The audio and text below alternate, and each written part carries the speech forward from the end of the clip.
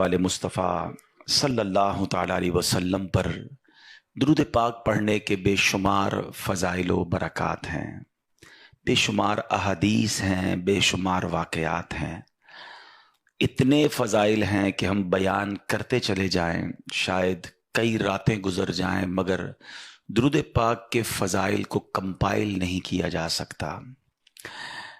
लेकिन अगर मैं बीइंग अ मुस्लिम आपसे क्वेश्चन करूं कि बीइंग अ मुस्लिम हम क्या चाहते हैं हमारी ज़िंदगी में, क्या क्या तमन्नाएं हैं मरते वक्त, और क़यामत के दिन मेरी क्या डिज़ायर्स हैं। कभी अकेले में बैठकर लिस्ट बनाएं कि यार मैं क्या क्या चाहता हूं दुनिया में, मुझे ये मिल जाए, मरते वक्त ये मिले, कब्र में ये मिले और महशर में ये मिल जाए।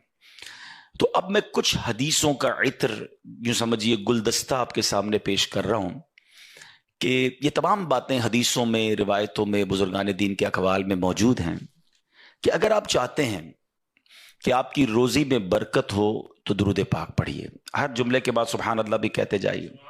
आप चाहते हैं कि आप दुनिया में ज़िल्लत और रुसवाई से बचें तो आप दुरूद पाक पढ़ें। आप चाहते हैं दुनिया में टेंशन और परेशानियां आपसे दूर हो जाएं तो दुरूद पाक पढ़िए। आप चाहते हैं आपकी इज्जत में इजाफा हो तो आप दुरूद पाक पढ़िए।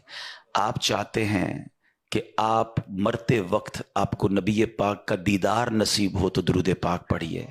आप चाहते हैं कि कब्र नूर मुस्तफ़ा से जगमगा जाए, हैं, क़यामत तक नबी पाक के जलवे हों तो दुरूद पाक पढ़िए। क़यामत के दिन मेरे आका के हाथों जामे कौसर पीना चाहते हैं तो दुरूद पाक पढ़िए। नबी पाक के लिवाउल हम्द तले उठना चाहते हैं तो दुरूद पाक पढ़िए।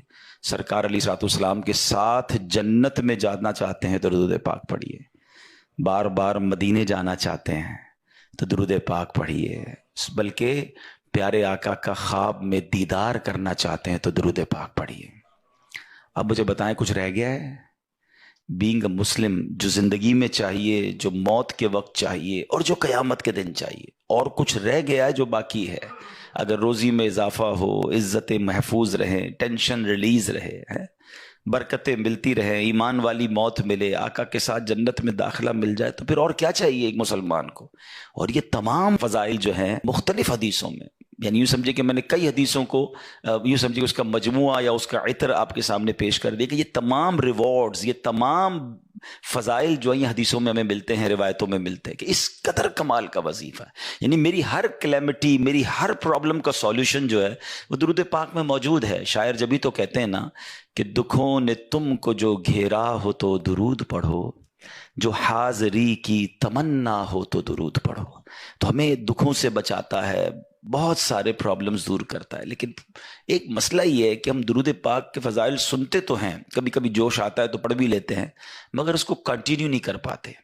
तो कंटिन्यू करने का कोई निज़ाम बनाएं, अपनी ज़िंदगी में इसका कोई टाइम रखें, इसका कोई यूँ समझे शेड्यूल में डाल दें इसको कि ये किसी भी सूरत दिन गुजरे तो मेरे पर्टिकुलर तादाद में दुरूद पाक हो जाने चाहिए। 100 बार, 200 बार, अल्लाह तौफीक दे तो कम से कम 313 बार पढ़ लें। 1000 बार पढ़ने वाले भी हैं, 2000 बार भी पढ़ने वाले, तो पढ़ें और इसकी बरकतें आप अपनी आंखों के सामने देखेंगे।